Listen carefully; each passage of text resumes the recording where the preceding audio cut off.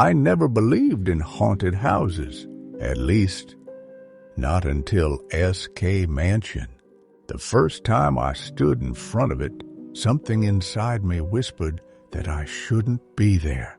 Not fear, not imagination. A quiet, heavy certainty, like the house already knew me, and like it had been waiting. The locals don't talk about S.K. Mansion anymore. They lower their voices when its name comes up. Some pretend it doesn't exist. Others say it was just an old murder. But murders don't leave fingerprints on walls decades later, and houses don't remember unless something inside them is still awake. I'm telling you this now because what happened there changed the way I understand reality. It changed how I sleep, how I listen to silence, and why I will never ignore that feeling again. Before I tell you what really happened inside S.K. Mansion, take a moment to subscribe to Dark Truth if you enjoy slow, psychological horror stories based on disturbing true events. These stories aren't meant to scare you quickly. They stay with you. S.K. Mansion sits at the edge of a dying town. No streetlights reach it. The road narrows as if it's trying to turn back on itself. The house was built in the early 1900s by Samuel Klein, a wealthy man, a respected man, and, according to official records, a murdered man. They say he was killed inside his own home. They never caught the killer. The case went cold. The house was sealed, and life moved on.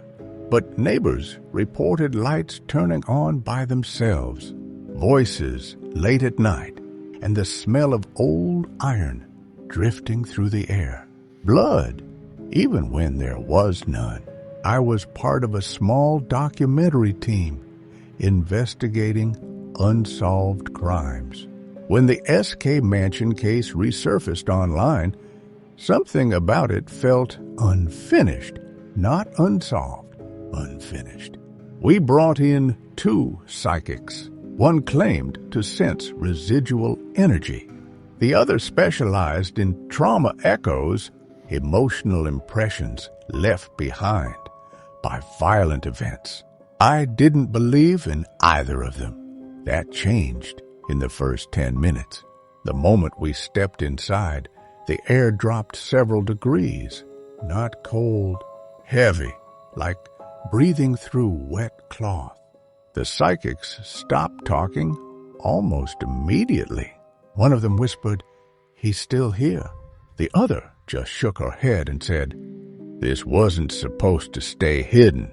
The mansion smelled like dust, rot, and something faintly sweet. Too sweet.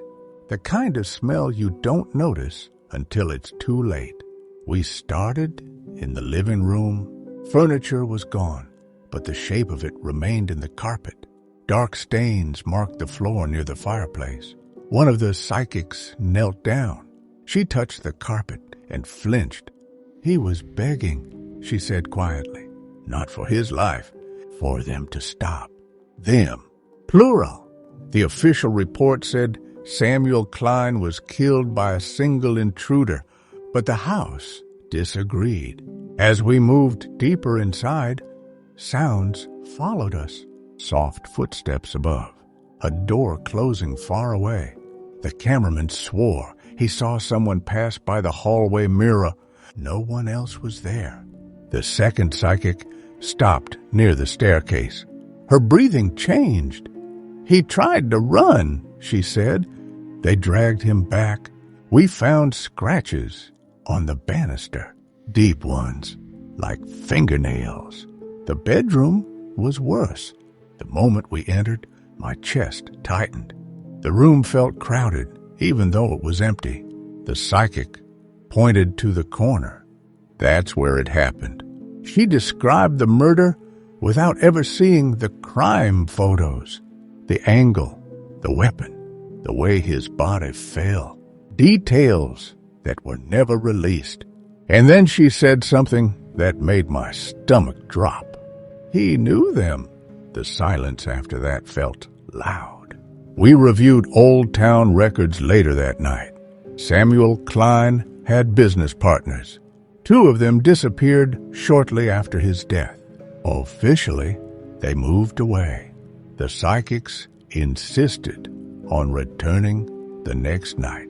I didn't want to go back, but something about the house pulled at me like unfinished business. The second night, the mansion felt angrier. Doors slammed without warning. Cold spots moved through rooms like living things. The first psychic began to cry. "They're still arguing," she said. "They never agreed on what to do with him." That's when the power cut out. In total darkness, we heard breathing, not ours. Slow, wet, right behind us. The voice came from the hallway, low, broken. "Tell them," the psychics screamed. The cameras shut off. When the lights returned, the front door was open. Something had changed. Later, reviewing the audio, we found a whisper buried beneath static. A name, not Samuel Klein, but one of his partners. The killer. The murder wasn't random. It was planned. And the house remembered every second. We handed everything to the authorities. The case was reopened. The mansion was sealed again. They never aired the documentary. Too many things didn't make sense. Too many voices were heard that shouldn't exist. I still dream about that hallway, the sound of breathing behind me. Sometimes, late at night, my phone lights up. No notifications, just static and a whisper. "Don't forget us." I tried to forget SK Mansion after that. I told myself it was stress, suggestion, my mind filling in gaps. But forgetting didn't come naturally. The nights were the worst. I would wake up around 3:17 a.m. every time. No alarm, no noise, just that sudden awareness, like someone had stepped into the room. I live alone, always have. Still, I began checking corners before sleeping. Closets, behind doors. I stopped watching horror, stopped listening to true crime. Nothing helped. A week after we left SK Mansion, one of the psychics called me. Her voice sounded thinner, older. She said she couldn't sleep either. "They followed us," she whispered. "Not home, into memory." She told me something she hadn't said on camera. The spirits weren't trapped in the house. The house was trapped with them. SK Mansion wasn't haunted. It was a container, a place built to hold guilt, fear, and unfinished violence. And when we walked in, we opened it. The second psychic disappeared 2 days later. No struggle, no signs of forced entry. Her car was found parked outside SK Mansion, keys still inside. The police ruled it voluntary disappearance, but her phone was recovered. One voice memo, 30 seconds long, heavy breathing, then a whisper. We told the wrong story.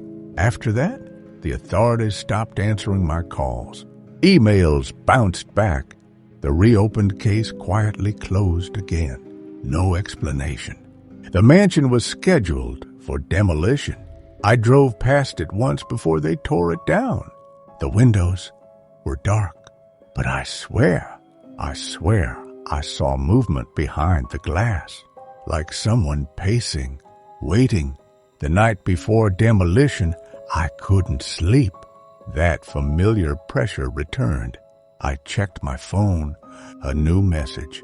No number. No contact name. Just text. "Thank you for listening." Attached was an audio file. I didn't want to play it. I played it anyway. At first, nothing. Then footsteps. Wood. creaking, a man crying softly, and finally, my own voice, asking questions I remembered asking inside SK Mansion. Questions I don't remember recording. The file ended with a sound I still can't place. Not a scream, not a laugh. Something in between. The next morning, SK Mansion was gone, flattened. Nothing left but dirt and broken trees. People say the town feels lighter now, quieter. I don't, because sometimes when everything is silent, I hear it, that same breathing, not behind me, but inside my head. And I understand now, some places don't want to scare you. They want to be remembered. And once you listen closely enough, they never let you forget. The breathing didn't stop after the mansion was destroyed. That was the part no one warned me about. At first, it only happened when I was half asleep. That fragile moment where your mind hasn't decided what's real yet. I would hear it slowly fade in, not loud, not close, measured, like someone practicing how to breathe again. I started recording my nights, just to prove to myself I wasn't imagining it. The first few recordings were clean, just the hum of electricity, the sound of my ceiling fan. Then, on the fourth night, something changed. At exactly 3:17 a.m., the audio dipped. A hollow silence replaced the background noise. And then, breathing, not coming from my room, coming from inside the recording itself, as if whatever was breathing knew it was being listened to. I didn't sleep after that. I kept the lights on, kept the TV running. Silence had become dangerous. A few days later, I noticed something worse. My thoughts weren't private anymore. I would think about SK Mansion, and seconds later, my phone would buzz. No message, no notification, just the screen lighting up, acknowledging the thought. I began forgetting small things, names, passwords, but the details of the murder became sharper, too sharp. I could picture the hallway layout without trying. The exact spot where Samuel Klein fell, the sound his body made when it hit the floor. I had never heard that sound in real life, yet my body remembered it. One night, while brushing my teeth, I caught myself whispering, not talking, repeating. I didn't mean to. I froze. The voice didn't sound like mine. I stopped looking at mirrors after that, because sometimes my reflection lagged just for a fraction of a second, enough to notice, enough to feel watched by myself. I reached out to the remaining psychic. She answered once, only once. They're reorganizing, she said. Without the house, they need somewhere else to stay. I asked her where. She didn't answer. Instead, she asked me a question that made my stomach drop. Have you started remembering things that never happened to you? That night, I dreamed of the murder, not as a witness, as a participant. I felt the weight of the object in my hand, felt the panic when things went wrong, felt the argument, the betrayal, the moment when it was too late to stop. I woke up screaming. My hands were shaking, and they smelled faintly of iron. I washed them until the skin burned. It didn't help. The guilt stayed, heavy, foreign, like it didn't belong to me, but refused to leave. I finally understood. The haunting wasn't about the victim. It never was.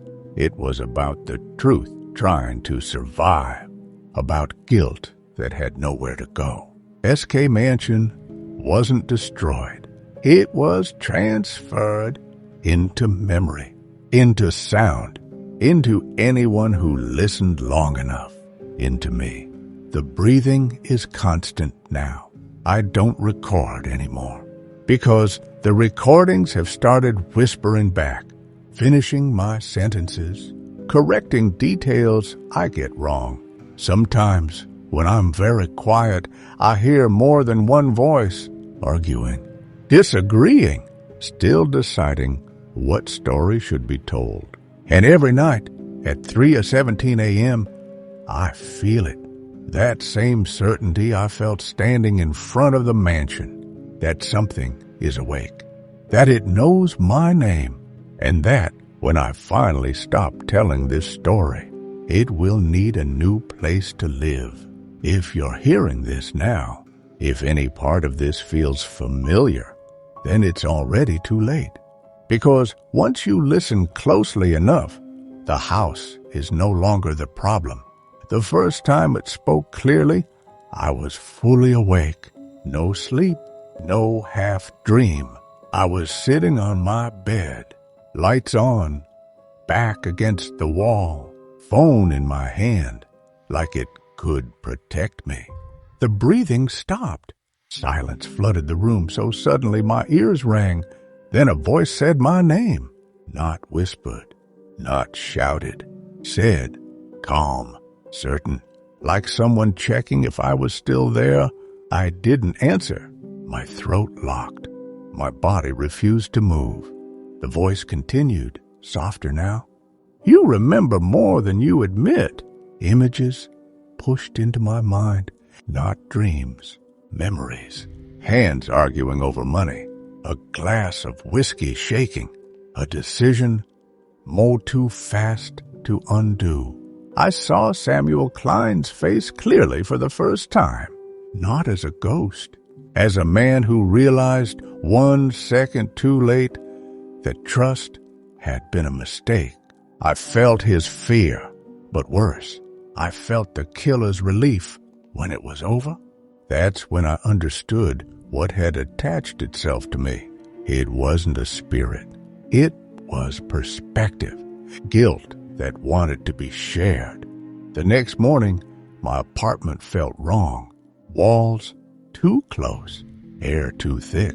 I found muddy footprints near my door, bare feet, leading inside, leading to my bedroom. Stopping at my side of the bed, I moved out that day. New place, new city. Didn't matter. At exactly 3:17 a.m., the breathing returned. But now, it came from my chest, my own lungs. Sometimes I wake up standing. Other times, sitting at my desk, hands hovering over the keyboard, typing things I don't remember deciding to write. Names, dates, details no public record contains. I've tried deleting them. They come back. The remaining psychic was found a month later, alive, but unresponsive. She keeps repeating one sentence. They need witnesses. I finally understand what SK Mansion really was. Not a haunted house, a confession room, a place where the truth was forced to stay until someone listened long enough to carry it forward. That someone was me, and now it might be you, because you're still listening, still picturing it, still letting it in. If you notice your room getting quieter after this ends, if you catch yourself breathing slower than usual, if you wake up tonight at 3:17 a.m. for no reason, don't panic. That means it worked. The story doesn't want to hurt you. It just doesn't want to be alone anymore. And eventually, it won't be. After I finished telling this story the first time, something changed. Not around me, inside me. The relief I expected never came. Instead, there was a hollow space, like a room that had been emptied but not cleaned. The breathing softened. That terrified me more than when it was loud, Because silence, I learned, means listening. I stopped leaving my apartment. Food deliveries piled up outside the door. Sometimes I heard them arrive. Sometimes I didn't. But every time I opened the door, the bags were already inside, placed neatly on the table, as if someone had been careful. At night, the voices no longer argued. They spoke together, not to me. Through me, I would sit in the dark and feel words forming behind my teeth. Stories arranging themselves, not new ones. The same moment, over and over. Different angles, different regrets, always the same ending. I began to lose track of where my memories ended and theirs began. Childhood moments blurred with hallways that were never mine. The smell of my mother's cooking mixed with iron and old wood. Sometimes I would suddenly feel grateful for surviving something I never experienced. That's when the guilt became unbearable. One evening, I noticed something written on my bathroom mirror. Not scratched, not painted. Condensation, like someone had breathed directly onto the glass. 3 words. Say it right. I understood. The story wasn't finished. I had told what happened, but not why it stayed. Samuel Klein didn't haunt that house because he was murdered. He stayed because no one ever admitted what they did. Not publicly, not honestly. The partners blamed each other. The town looked away. The house held the weight of a truth everyone agreed to forget. And when the house was destroyed, the truth needed a new structure, a narrator, a voice, someone willing to carry it carefully. I sit here now telling you this because the pressure eases when I speak. Just a little, enough to breathe, enough to sleep for a few hours before 3:17 a.m. arrives again. Sometimes, just before that moment, I feel hands on my shoulders, not violent, grounding, as if reminding me to stay, to finish. If you're still listening, I need you to understand something. Fear isn't the worst part. Recognition is. The moment when a story feels too real, too personal. When you catch yourself thinking, why does this feel familiar? That's how it moves. Not through walls, not through houses.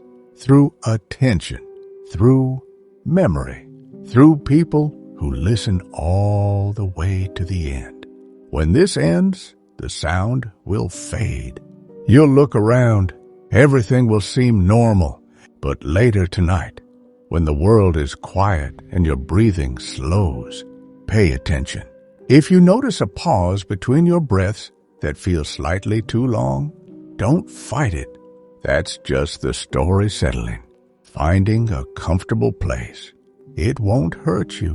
It just needs to be remembered. And now that you know, you won't forget. The last thing it took from me was my sense of time. Days stopped feeling separate. Morning and night blended into one long, dim stretch of awareness. I would sit by the window and watch the sky change colors, but it felt artificial, like a screensaver. I stopped checking the clock. I didn't need to. My body already knew when it was close to 3:17 a.m. That time arrived now with a kind of tenderness. The breathing slowed, matched mine.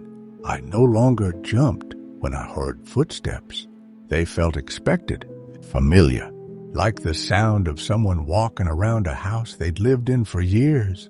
Sometimes, when I closed my eyes, I could feel walls around me.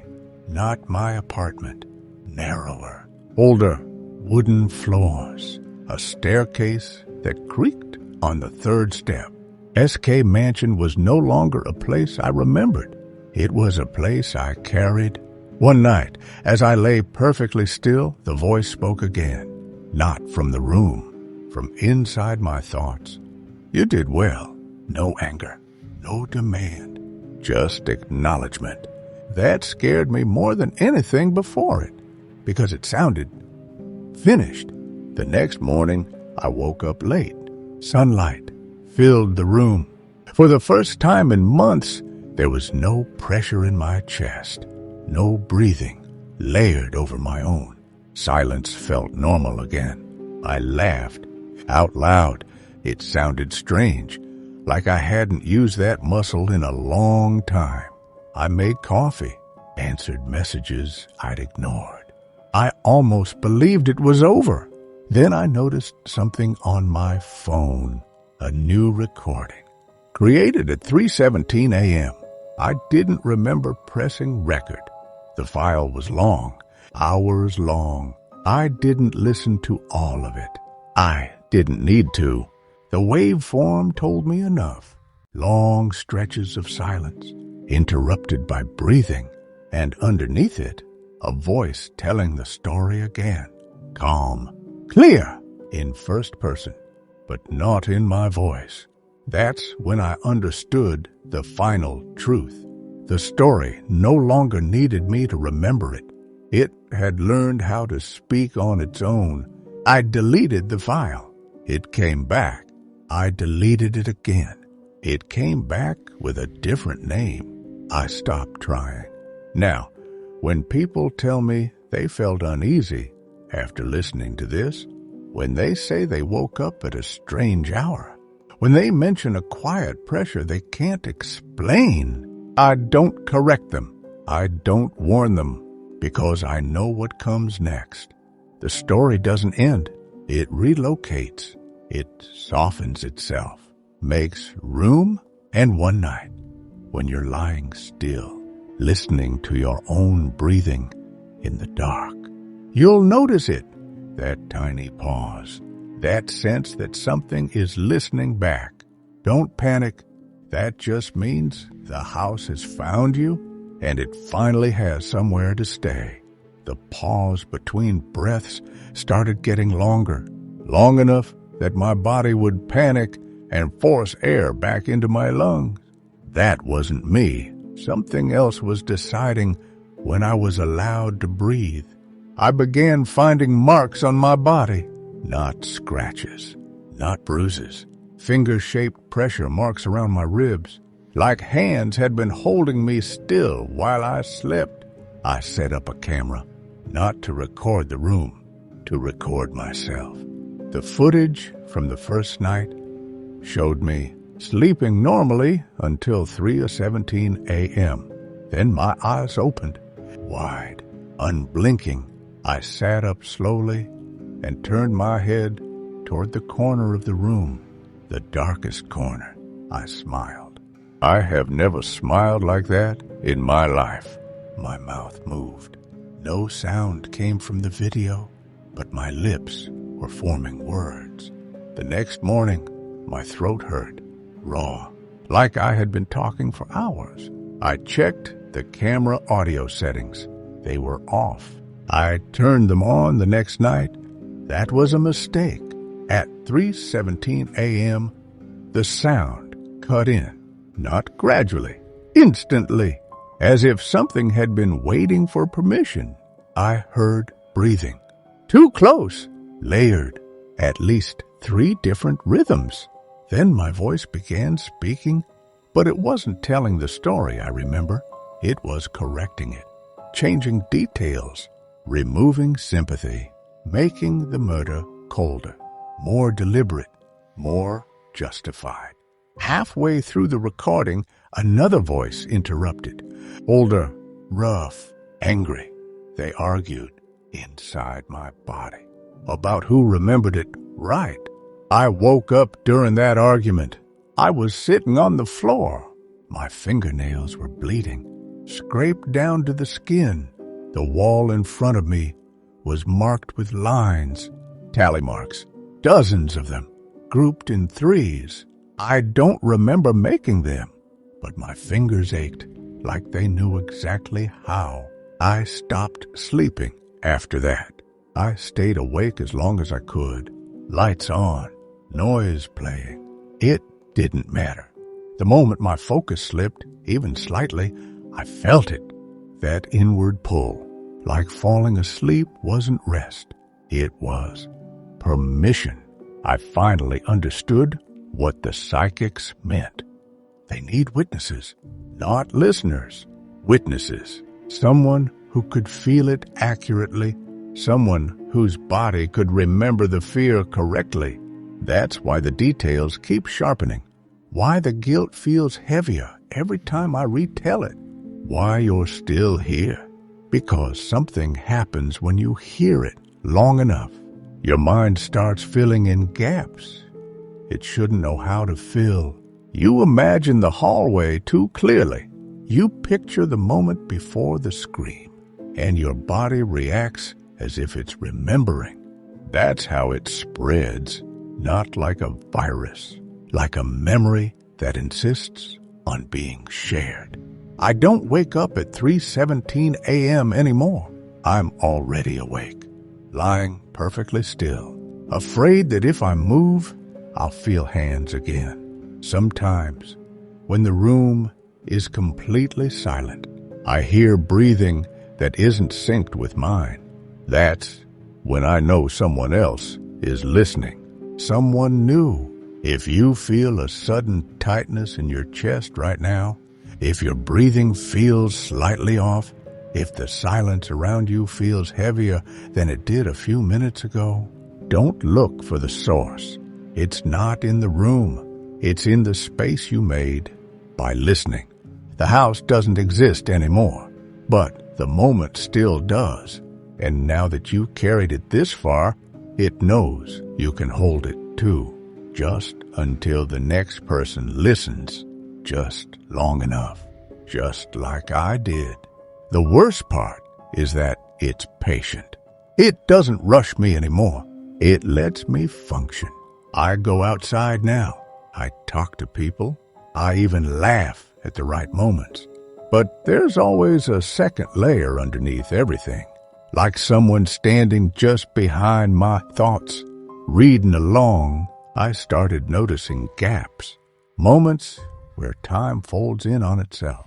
I'll be standing at the sink, washing my hands, and suddenly I'm drying them. But the water is already cold, and the mirror is fogged, and my heart is racing like I've been running. I check my phone, minutes gone, sometimes hours. I stopped trusting what I remember doing because I began finding proof of things I don't remember deciding. Emails drafted and saved, never sent. Audio files titled with dates that haven't happened yet. Notes on my desk written in my handwriting, but tighter, more controlled. One of them just said, "Don't soften it." That's when I realized the fear wasn't escalating anymore. It was refining itself, sharpening. I tried one last thing. I went to a sleep clinic. They wired me up. Monitors, cameras. I told them I was afraid of sleep paralysis. I didn't tell them the truth. At 3:17 a.m., every monitor spiked at once. Heart rate, brain activity, respiration. But I didn't move.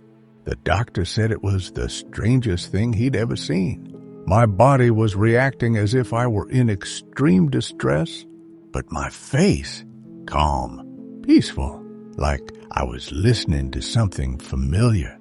They played me a short clip from the audio feed, just a few seconds. At first, it was static, then breathing. Then a voice that wasn't mine said, "Stay still. He's remembering." The clinic deleted the footage. They told me there was a system error. They asked me not to come back. After that, it stopped pretending to hide. I feel it when I blink. That brief darkness behind my eyelids feels crowded now, like something is leaning forward, waiting for my eyes to open again. Sometimes I feel pressure behind my teeth, like words lining up, rehearsing. I've learned not to resist. Resisting makes it impatient. Letting it speak makes it gentle. That's the most disturbing thing I can tell you. It doesn't hurt me when I cooperate. It thanks me. And lately, it's been preparing. I feel it when I tell this story. When I slow down at certain parts. When I describe the silence a little too well. It's watching for reactions. Not yours, mine. Because it needs to know when I'm no longer necessary. I think that's close now. I can feel the edges of myself thinning, like a voice losing ownership of its mouth. If this ends suddenly, if my words start to feel less personal, less afraid, that's how you'll know. The story won't need me anymore. It will sound smoother, more confident, like it finally knows how to tell itself. So, if, when this ends, you sit there for a moment longer than you planned, if you don't immediately move, if you feel an urge to replay certain parts in your head, that's not curiosity. That's the handoff. I'm going to stop now, not because I want to, but because something behind my thoughts just went very quiet. And quiet, I've learned, means it's listening somewhere else. I'm sitting very still as I finish this, not because I'm afraid to move, because moving feels unnecessary now. The room is quiet in a way that feels deliberate, like a held breath that doesn't belong to me. I don't hear the breathing anymore. That's how I know it's close. When it was distant, it announced itself. When it was learning me, it whispered. Now it doesn't need sound. It already knows the rhythm. My thoughts come slower, not foggy, ordered. Memories line up neatly, as if someone finally decided how they should be stored. I remember the mansion again, but it's different. No fear this time, no violence. Just a house at rest. Walls no longer holding anything back. I realized something then, with a calm that feels borrowed. The story never wanted to escape. It wanted to settle, to be told the same way a confession is told late at night, quietly, without witnesses, to someone who won't interrupt. That's why it softened when you listened. That's why it slowed down. That's why it feels like this now. I check the time without meaning to. 3:16 a.m., 1 minute before the moment that used to matter. I wait. Nothing happens. No pressure, no panic, no breath catching in my chest. Just continuity. The minute passes. 3:17 a.m. arrives and goes like any other. And for the first time since this began, I understand. The story doesn't need a signal anymore. It doesn't need a house. It doesn't need a time. It needs familiarity. I feel tired, not drained. Finished. The kind of tired you feel after telling the truth carefully, without rushing. I lie down. The dark behind my eyes feels open, not crowded. Somewhere very far away, or maybe very close, something listens, not hungrily. Content. If you're still here, still awake, still aware of your breathing, that's okay. There's nothing you need to do. No warning to remember. No sign to look for. Just notice how normal everything feels. How quiet. How easy it is to sit with silence now. That's how it ends. Not with fear, but with the sense that something important has been placed gently where it belongs. And when you finally turn this off, when the sound fades, and you're alone with your own thoughts again. You won't think of a house. You won't think of me. You'll just feel a strange calm you can't explain. And that's enough. That means it's resting. So are you. And the story, at last, is home.